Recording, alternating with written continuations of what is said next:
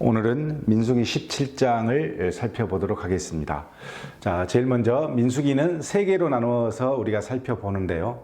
먼저 시내산에서 이제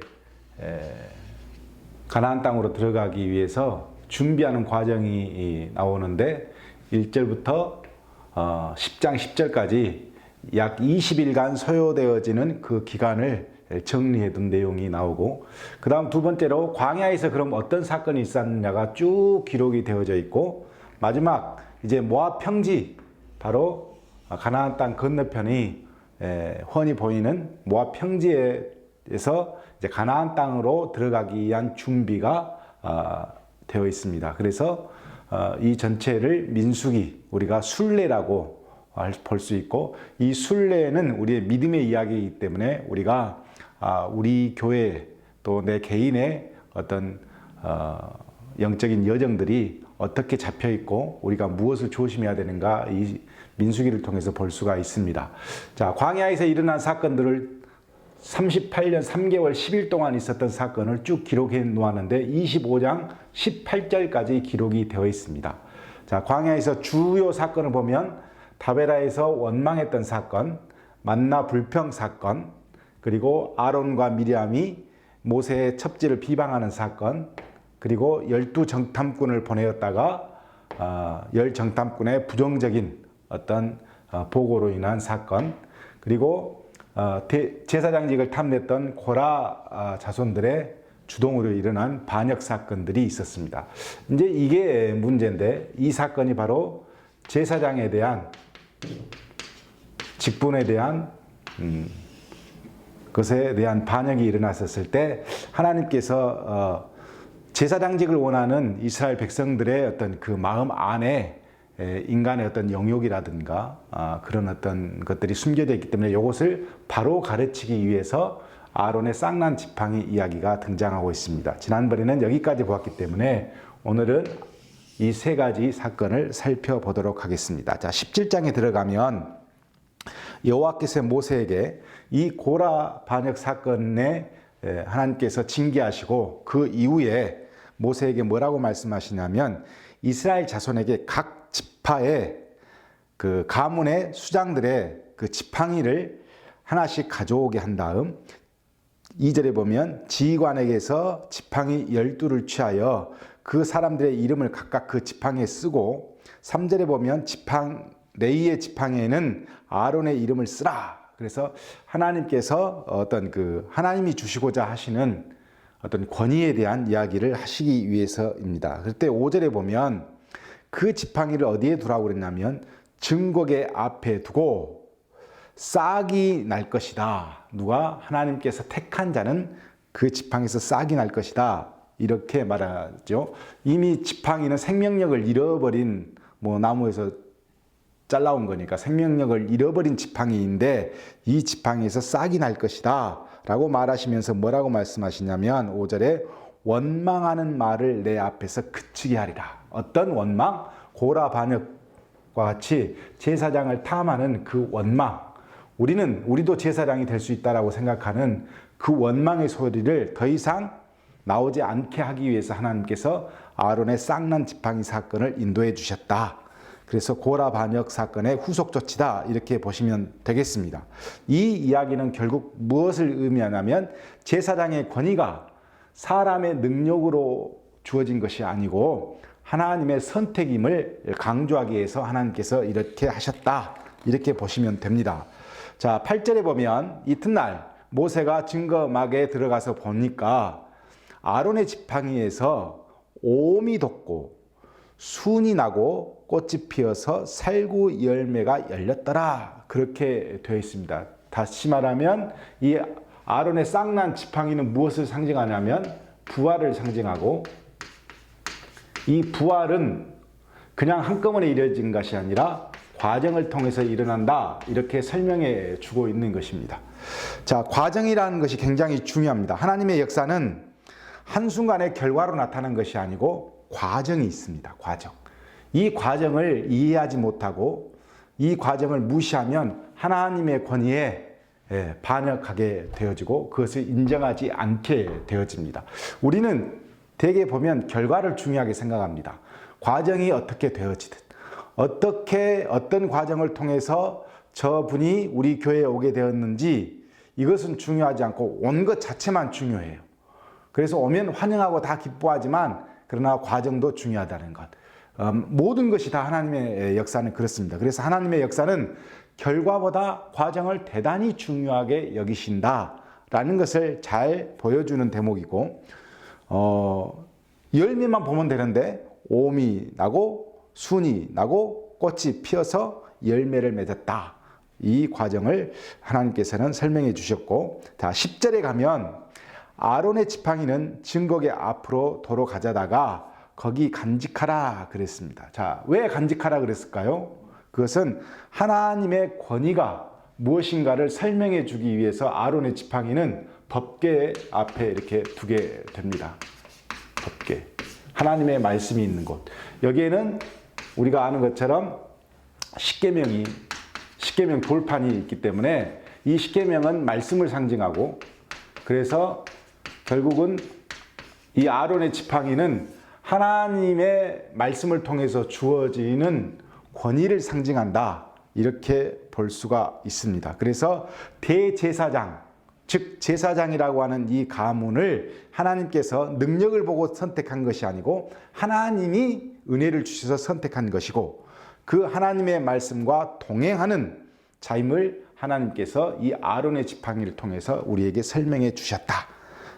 이렇게 이해하면 되겠습니다. 그리고 나서 18장 또 보면 이제 레위인이, 이 제사장이 어떤 의미인가라는 것을 잘 기록해 주면서 제사장과 레위인을 확실히 분리시키는 장면이 등장합니다. 자, 먼저 18장 1절부터 7절까지 보면 제사장과 레위인의 직무를 잘 분리해서 설명을 해준 다음 8절부터 20절까지 보면 제사장의 제사장이 가지게 되어지는 어떤 재물이 어떤 것인가를 쭉 설명을 해 줍니다. 그런 다음 다시 21절부터 24절까지는 그렇다면 레위인들이 가지는 11조는 어떤 것이냐, 레위인들한테 주어지는 몫을 쭉 설명을 해준 다음, 자 25절부터 32절까지 보면 레위인도 한 지파, 12지파로부터 뭘 받습니까? 11조를 받으면 거기에서 다시 11조를 해야 되는 이유, 해야 하는 것을 설명해 주신 다음 19장에 가면 정결식이 등장합니다. 정결식을 위한 제물의 규례인데, 이 레위인들이나 제사장이 이 시체를 만지면 다 부정한 거죠. 그래서 부정하게 되어지면 그것을 정결하게 하는 물로 이렇게 씻어내는데, 그 물을 만드는 제조 방법에 대해서 쭉 설명을 해 줍니다. 그리고 그것을 어떻게 쓸 것인지, 어떤 방법으로 사용할 것인지를 19장 11절부터 19절까지 쭉 설명을 해준 다음, 자 20절에 가면 이렇게 결론을 지어놓는 내용이 나옵니다. 사람이 부정하고도 자신을 정결하게 하지 아니하면 여호와의 성소를 더럽힘이 회중 가운데서 끊어질 것이라, 이렇게 되어 있습니다. 자, 중요한 것은 하나님의 백성이 자기가 더럽혀졌음에도 불구하고 부정하다는 것을 알면서도 그것을 정결하게 하지 않고 계속 그 공동체에서 그 상태로 유지하게 하면 하나님은 회중 가운데 끊어지게 하시겠다, 이런 말씀을 해주셨습니다. 결국 뭐냐면 성도는 거룩한 존재죠. 거룩한 존재임에도 불구하고 자신의 죄를 계속 방치하면 그것이 하나님 앞에 죽음을 맞는, 영적 죽음을 맞는 결과로 이어질 수밖에 없다라는 것을 구약시대에도 말씀해 주고 있다, 이렇게 보시면 됩니다. 우리는 죄를 날마다 그래서 회개해야 되고, 예수 그리스도의 보혈 앞에 서 있는 우리들의 존재를 다시 한번 확인하고 또 확인하는 작업을 계속해야 되는 이유는 뭐냐면 그것을 놔두면 영적 죽음이 되기 때문에 그렇게 합니다. 그 내용들이 나와 있습니다. 자, 이제 20장에 가면 모압 행군시 이제 범죄하는 장면이 등장하는데, 자, 20장의 첫째 달에 신광야에 이르러 이렇게 되어 있습니다. 거기에서 미리암이 죽었다. 그렇게 되어 있습니다. 자, 미리암의 죽음의 사건이 등장합니다. 언제냐면 바로 그 첫째 달, 그러니까 38년이 지나고 이제 40년째, 40년 1월에 누가 죽냐면 바로 미리암이 죽습니다. 제가 전번에 말씀드렸던 것처럼 미리암은 아론과 함께 모세를 비방했다가 아론은 회개했지만 미리암은 회개하지 않고 무려 38년이 지난 것까지 미리암이 등장하지 않습니다. 그리고 가나안에 들어가기 전에 이제 죽습니다. 이 미리암의 죽음으로부터 시작해서 이제 가나안 1세대들이 하나씩 죽어가는 모습이 이제 등장하게 되어지는데, 아무튼 미리암은 참 여자 선지자이지만 모세를 비방한 것 이후에 그 어떤 일을 감당하지 못하고 이렇게 광야에서 죽음을 맞이하게 됐다. 이 기록이 나와 있습니다. 자, 그런 다음 이제 미리암이 죽은 다음에 2절에 보면 물이 없어서 또 백성들이 모세와 다투기 시작했고, 우리 형제들이 여호와 앞에서 죽을 때 우리가 죽었더라면 차라리 좋았을 것을, 광야에서 죽었더라면 좋았을 것을, 이 못된 말버릇을 계속해서 이스라엘 백성들이 바로 광야에서 외치고 있는 것이죠. 그래서 6절에 보면 모세와 아론이 회막문에 엎드려서 하나님 앞에 있더니 하나님께서 모세를 불러서 지팡이를 가지고 반석에게 명령하여 물을 내라, 이렇게 하나님께서 명령하셨습니다. 10절에 모세와 아론이 회중을 그 반석 앞에 다 모이고 이 반석에서 물을 내랴, 이렇게 물었습니다. 누가? 모세가. 그랬더니 모세가 지팡이로 반석을 2번 치니 물이 많이 나오므로, 이렇게 되어 있고, 12절에 가면 하나님께서 그 장면을 보시고 너희가, 모세와 아론 너희가 나를 믿지 아니하고 이스라엘 자손의 목전에서 내 거룩함을 나타내지 않았다. 그래서 너는 가나안 땅으로 들어가지 못한다. 이런 명령을 내리셨습니다. 자, 이 무리바 사건이 문제가 됐는데 이것이 모세의 실수로 등록이 됩니다. 이 말은 무슨 말이냐면, 하나님께서 지금 뭐라고 말씀하셨냐면 8절에 보면 명령하여 물을 내라, 이렇게 말씀으로 주셨어요. 그러니까 말씀으로 하면 돼요. 하나님께서 말씀을 주셨기 때문에 모세는 하나님께서 이 반석에서 물이 나오게 해주실 것이다, 그러면 물이 나오면 되는데, 모세가 그 반석을 지팡이로 2번 쳤단 말이죠. 한 번도 아니고 2번. 이거는 뭐를 의미하냐면 하나님의 말씀을 전해야 할, 선포해야 할 모세가 개인적인 감정이 들어갔다는 거예요. 감정.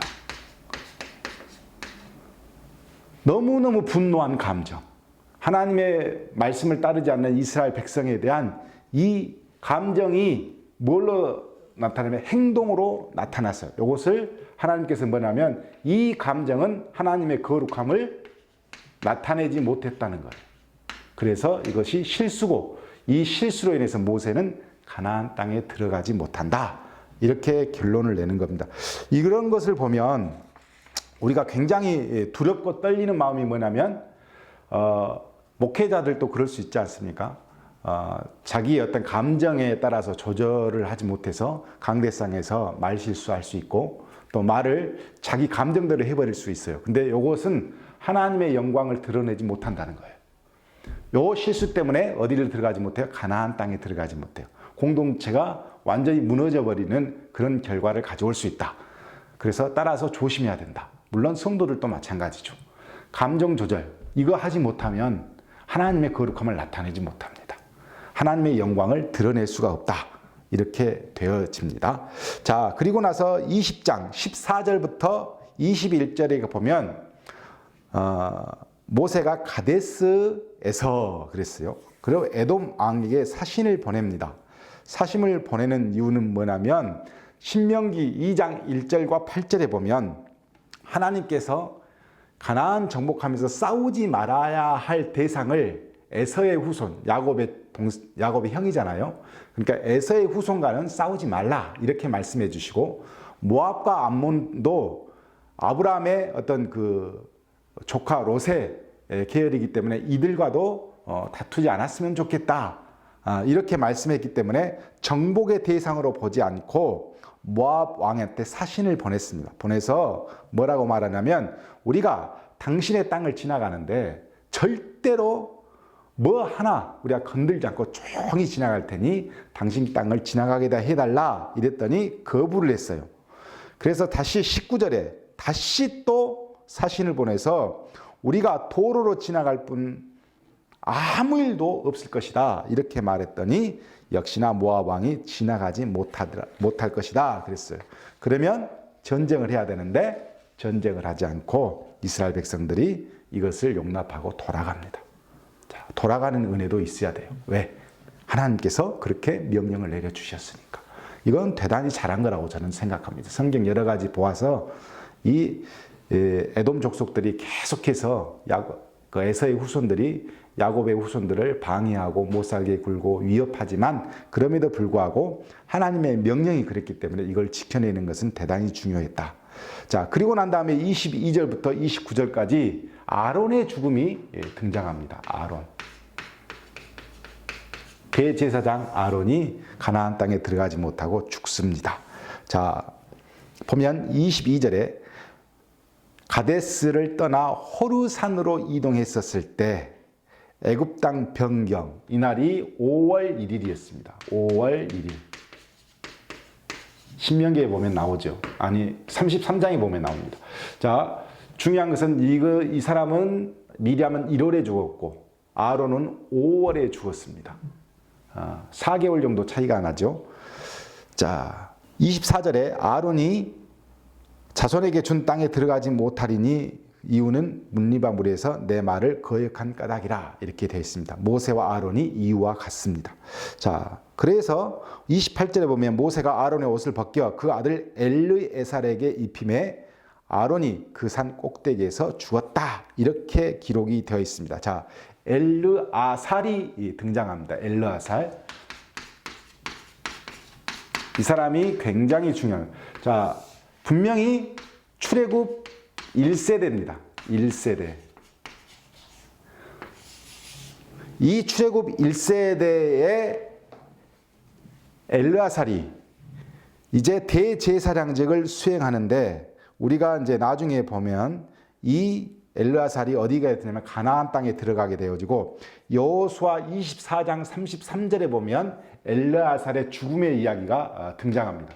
그러니까 우리가 성경에 늘 여호수아 갈렙 외에는 가나안 땅에 들어간 사람이 없다 이렇게 늘 말하는데 엘르아살도 있습니다. 이건 그럼 뭘까? 뭘 의미할까를 우리가 생각해 봐야 돼요.